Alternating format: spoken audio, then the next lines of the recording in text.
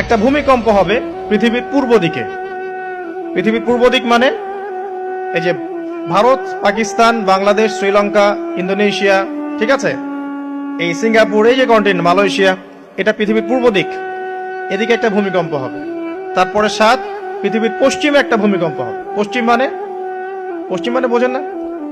পশ্চিমা বিশ্ব না, সৌদি আরব না, পশ্চিমা বিশ্ব, ব্রিটেন, ফ্রান্স, জার্মানি, তারপরে রাশিয়ান কন্টিনেন্ট, হ্যাঁ, ইউক্রেন, এদিকে আপনার আমেরিকা, এই পুরো পশ্চিমা বিশ্ব, এখানে একটা ভূমিকম্প হবে বড়।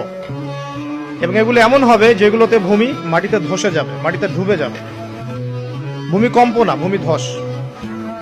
8 পৃথিবীর মাঝখানে মধ্যপ্রাচ্যে একটা ভূমিকম্প হবে, যেখানে আমাদের সো কল্ড আমিরুল মুমিনিনরা থাকে, এদের এখানে একটা ভূমিকম্প হবে ইনশাআল্লাহ।